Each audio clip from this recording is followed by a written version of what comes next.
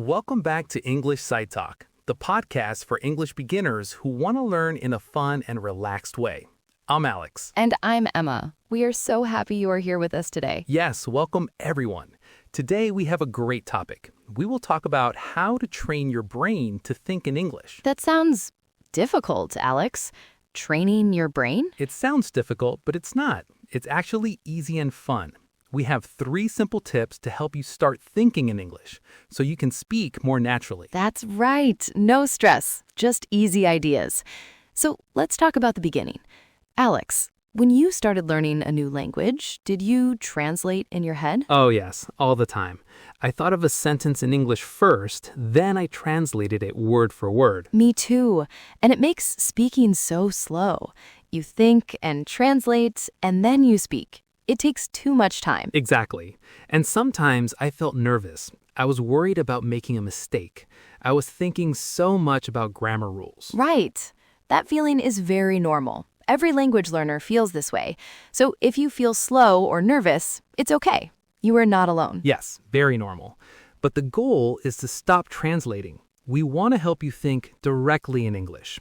And our first tip helps with exactly that. Okay, I'm ready for tip number 1. All right. Tip 1 is to think in small English sentences. Very small. Small sentences. Like what? Can you give an example? Of course. Think about your day. When you wake up in the morning, you can think in your head, I am awake, or it is morning. Oh, I like that. So when I make coffee, I can think, I want coffee. Exactly. Or this coffee is hot. Or maybe, I like this mug. The sentences can be just 2 or 3 words. That's a great idea. You don't need to make long, perfect sentences, just small thoughts. When you are on the bus, you can think, I see a blue car. Yes, the bus is slow. Or I hear music. You can do this anytime, anywhere. When you eat lunch, think, this food is good. And it's silent.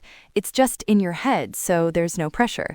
No one is listening. It's just for you. That's the best part. It helps your brain build a new habit, the habit of thinking in English. I remember when I first started, I felt a little strange just thinking these simple sentences. But I made it a game. I would sit at my desk and just name 5 things. This is a pen, this is my book, I see a window. The next day, I tried to add 1 describing word.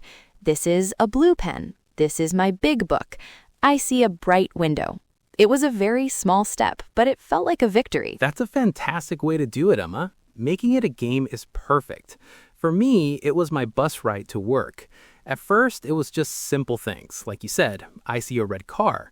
But after a week, my brain started doing it automatically. I would see a dog and my brain would just think, oh, a cute dog. It happened without me trying. That's when I knew it was working. So our listeners can try this today.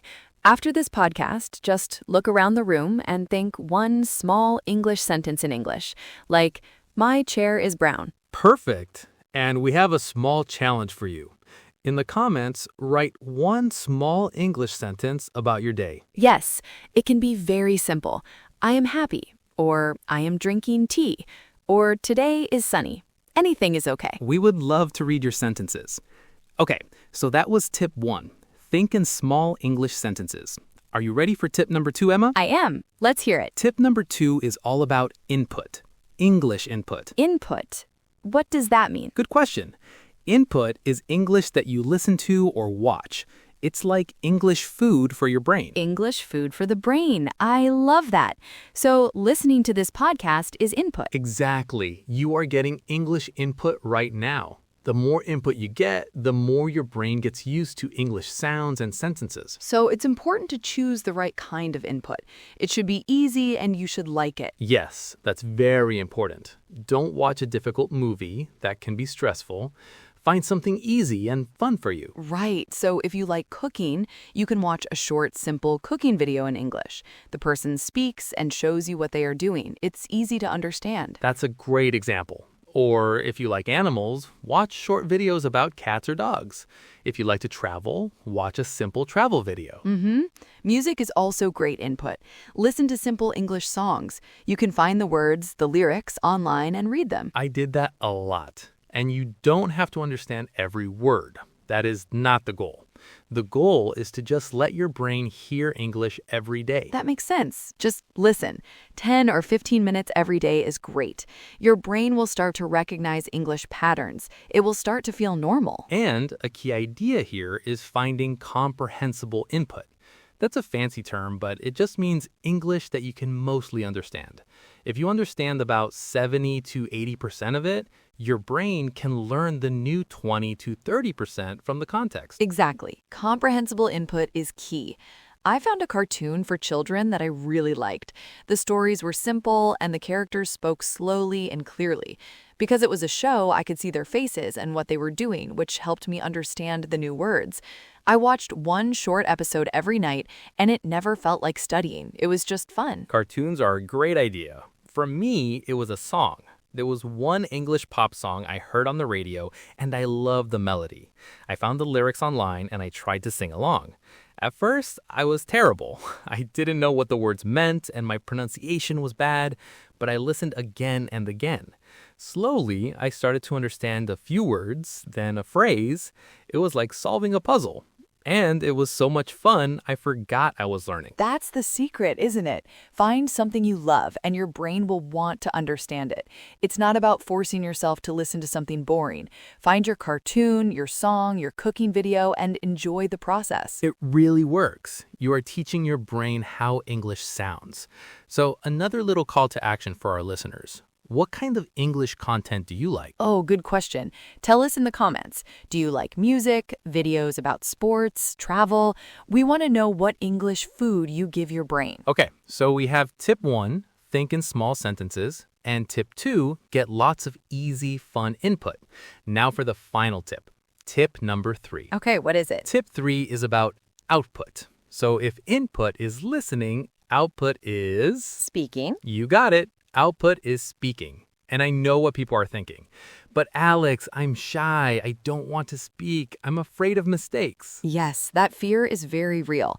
But this tip is special. You don't need a partner. You can speak to yourself. Speak to yourself? Like talk to the wall? Yes, exactly. When you are alone at home, maybe in your room, you can describe what you see.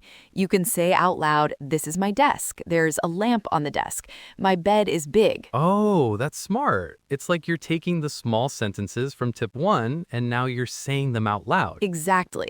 You can describe what you are doing. Now I'm walking to the kitchen. I'm opening the refrigerator. I'm getting an apple. It might feel a little silly at first. I remember trying this.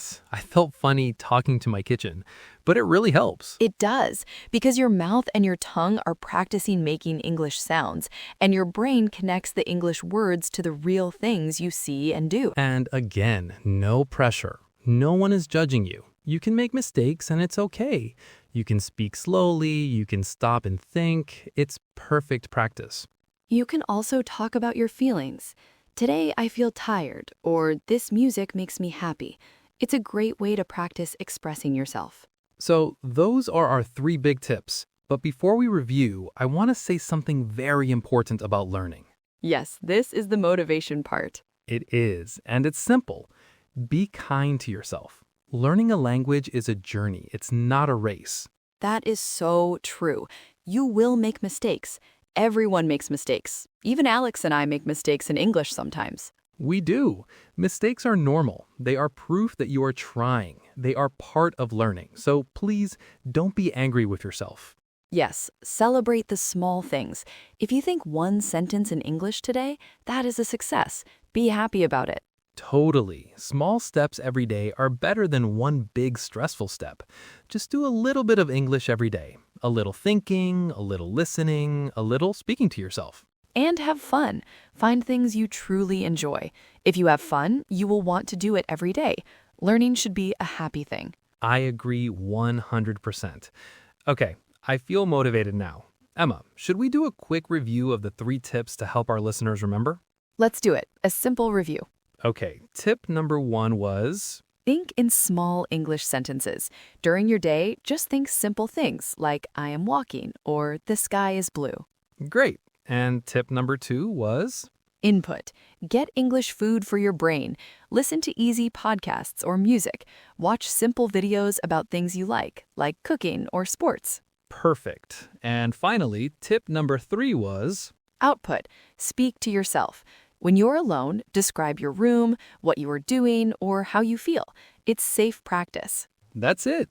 3 easy ways to start training your brain. And you can start today, right now. So, as we finish up, we have one last call to action for our amazing listeners. Yes, please write in the comments below. We want to hear 2 things from you. First, write one simple sentence in English about your day, just like in tip 1. And second, tell us one way you will train your brain in English this week. For example, you could write, "Today is a good day. I will watch a travel video in English." Or, I am drinking water. I will talk to myself in the kitchen. Your answers will be great to read. Yes, we really look forward to it. Well, that's all the time we have for today. Thank you so much for listening. You are doing a fantastic job with your English. Keep going, and remember to be kind to yourself. We'll be back next time with another episode of English Side Talk. Until then, take care. Goodbye, everyone.